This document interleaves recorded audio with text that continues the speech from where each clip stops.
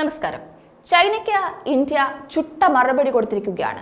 Global south ഉച്ചകോടിയിലേക്ക് ചൈനയെ India ക്ഷണിച്ചില്ല എന്ന വസ്തുത ലോകം ചർച്ച ചെയ്യുകയാണ്.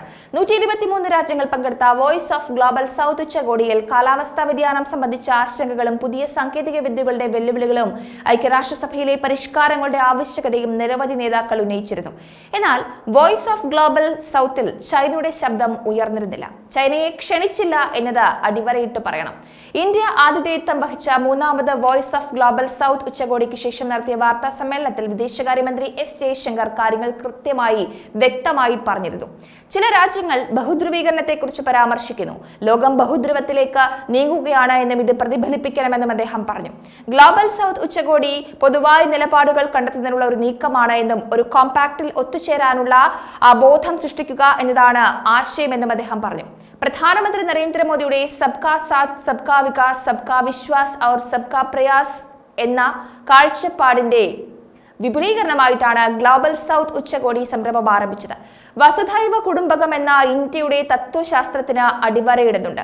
ആഗോള ദക്ഷിണേന്ത്യയിലെ രാജ്യങ്ങളെ ഒരുമിച്ച് കൊണ്ടുവരുന്നത് അവരുടെ കാഴ്ചപ്പാടുകളും മുൻഗണനകളും ഒരു പൊതു പ്ലാറ്റ്ഫോമിൽ മുഴുവൻ പ്രശ്നങ്ങളിലുടനീളം പങ്കിടാൻ വിഭാവന ചെയ്യുന്നു. 2023 ജനുവരി 12-13 തീയതികളിൽ ആദ്യ വോയിസ് ഓഫ് ഗ്ലോബൽ സൗത്ത് സമ്മിറ്റും നവംബർ 17 രണ്ടാമത്തെ വോയിസ് ഓഫ് ഗ്ലോബൽ സൗത്ത് ഉച്ചകോടിയും വെർച്വൽ ഫോർമാറ്റിൽ ഇന്ത്യ ആതിഥേയത്വം വഹിച്ചിരുന്നു. ചൈനയുമായും പാകിസ്ഥാനുമായും ഇന്ത്യയുടെ ബന്ധം ഇപ്പോൾ അത്യന്തം മോശമായ നിലയിലാണ്, നിലവിൽ ഏറ്റവും താഴ്ന്ന നിലയിലാണ്.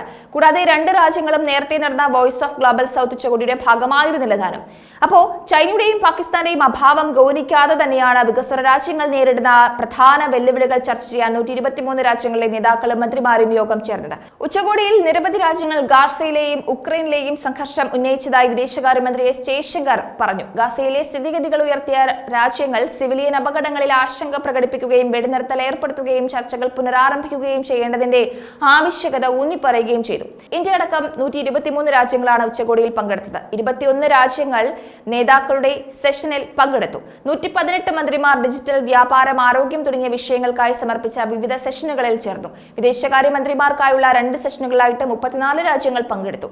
നേതാക്കളുടെ സെഷനിൽ പങ്കെടുത്ത ബംഗ്ലാദേശിന്റെ ഇടക്കാല ഗവൺമെന്റ് തലവൻ മുഹമ്മദ് യൂനുസ് ഷെയ്ഖ് ഹസീന സർക്കാരിന്റെ തകർച്ചയുടെ പശ്ചാത്തലത്തിൽ തന്റെ രാജ്യത്തെ സ്ഥിതിഗതികളെക്കുറിച്ചും ജിയോ പൊളിറ്റിക്സും COVID-19 ആഘാതവും ഉൾപ്പെടെ ലോകം അഭിമുഖീകരിക്കുന്ന വെല്ലുവിളികളെ പറ്റി സംസാരിച്ചു. കാലാവസ്ഥാ മാറ്റം എടുത്തു പറഞ്ഞിരുന്നു. വിദേശകാര്യമന്ത്രിമാരുടെ സെഷനുകളിൽ ആഗോള ദക്ഷിണേന്ത്യയുടെ വെല്ലുവിളിയായി തീവ്രവാദത്തെക്കുറിച്ചുള്ള പരാമർശങ്ങൾ ഉണ്ടായിരുന്നു. കടബാധ്യത, പണലഭ്യത കുറവ്, വ്യാപാരത്തിൽ അതിന്റെ സ്വാധീനം, വികസ്വര രാജ്യങ്ങൾക്ക് കൂടുതൽ വായ്പാ ജാലകങ്ങൾ ലഭ്യമാക്കേണ്ടതിന്റെ ആവശ്യകത എന്നിവയും ഈ സെഷനുകൾ ചർച്ച ചെയ്തു. നേതാക്കളുടെയും വിദേശകാര്യമന്ത്രിമാരുടെയും സെഷനുകളിൽ പല രാജ്യങ്ങളും രാഷ്ട്രീയ ഇടപെടൽ വിഷയം ഉന്നയിച്ചതായി ജയശങ്കർ പറഞ്ഞു. ഗ്ലോബൽ സൗത്തിലെ പല രാജ്യങ്ങൾക്കും ഇതൊരു ആശങ്ക എന്നും അദ്ദേഹം വിശേഷിപ്പിച്ചെങ്കിലും വിശദാംശങ്ങൾ നൽകിയില്ല. നിർദ്ദിഷ്ട പരിഷ്കാരങ്ങൾക്കായി നിരവധി വ്യത്യസ്ത ആശയങ്ങൾ അനുരഞ്ജിപ്പിക്കേണ്ടതുണ്ടെന്നും തുടർന്ന് UN അംഗങ്ങൾക്ക് തെരഞ്ഞെടുപ്പ് നടത്താനുള്ള കഴിവ് നൽകേണ്ടതുണ്ടെന്നും എസ് ജയശങ്കർ പറഞ്ഞതോടെ UN നവീകരണ വിഷയവും ഉച്ചകോടിയിൽ ഇടം പിടിച്ചു. ടെക്സ്റ്റ് അടിസ്ഥാനമാക്കിയുള്ള ചർച്ചകൾ നടക്കേണ്ടതുണ്ട്. UNന്റെ ഭാവിയെക്കുറിച്ച് വോട്ട് ചെയ്യാൻ രാജ്യങ്ങളെ അനുവദിക്കണമെന്നും അദ്ദേഹം പറഞ്ഞു. ലോകത്തിലെ 190 വിചിത്രമായ രാജ്യങ്ങൾക്കിടയിൽ നമുക്ക് പൂർണ്ണമായ ഐക്യം ലഭിക്കാൻ പോകുന്നില്ല. തങ്ങളത് പ്രതീക്ഷിക്കുന്നുമില്ല എന്നാണ് ജയശങ്കർ പറഞ്ഞത്. ഇന്ത്യയുടെ കഴിവുകളും സാമ്പത്തിക ഉയർച്ചയും വളരുമ്പോൾ രാജ്യത്തിന് കൂടുതൽ ഉത്തരവാദിത്തങ്ങളും പ്രതീക്ഷകളും നേരിടേണ്ടി വരുമെന്ന് പ്രത്യേകിച്ച് ഗ്ലോബൽ സൗത്തിലെ രാജ്യങ്ങളിൽ നിന്നുമെന്നും അദ്ദേഹം പറയുന്നുണ്ട്. എന്തായാലും ചൈനയുടെയും പാകിസ്ഥാന്റെയും അഭാവം രാജ്യങ്ങൾ കൂസലില്ലാതെ എടുത്തു പറയേണ്ടതാണ്. കാരണം ചൈനയുടെയും പാകിസ്ഥാന്റെയും പ്രവർത്തികൾ അത്രത്തോളം ലോകരാജ്യങ്ങളെ കണ്ണുതള്ളിപ്പിക്കുന്ന രീതിയിലാണ്, അന്താളിപ്പിക്കുന്ന രീതിയിലാണ്. ഓരോ ദിവസവും പുറത്തു വരുന്ന വാർത്തകൾ ഒട്ടും ശുഭകരമല്ല എന്നതും എടുത്തു പറയേണ്ടതുണ്ട്.